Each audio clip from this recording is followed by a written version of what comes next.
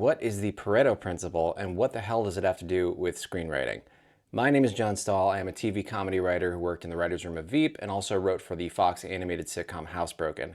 Now I am producing my own digital series and sharing industry insights here and on my Substack. The Pareto Principle, or Pareto Principle, I don't know how it's pronounced, states that 80% of results are driven by 20% of effort. An adjacent concept exists in the world of venture capital, and I promise I'm going somewhere with this, called the power law, which states that 90% of portfolio returns are driven by 10% of portfolio companies.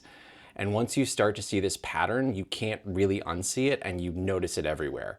It manifests in companies where 80% of their revenue is driven by 20% of their products or services. It manifests in individuals where 80% of their opportunities come from only 15 or so percent of their effort. And if you're a screenwriter, this phenomenon has several implications. First, it means that you should be working on multiple projects at any given time. The more projects you work on at any given point means you have multiple opportunities for one of those projects to hit. Number two, you want to be thinking about the different types of projects that you're working on, right? So if you have 10 different types of projects that you're working on between long form, short form, different genres, then you have more opportunity to hit that 10 to 15% chance of those projects actually going somewhere. This rule shouldn't just apply to your writing, right? It should apply to all parts of your career. Networking, for instance, the more people you meet, the more opportunity you have to meet the people that will end up being your collaborators or the people that will give you your next opportunity. And if you're thinking, well, why don't I just focus on the 10 to 20% of effort that yields results?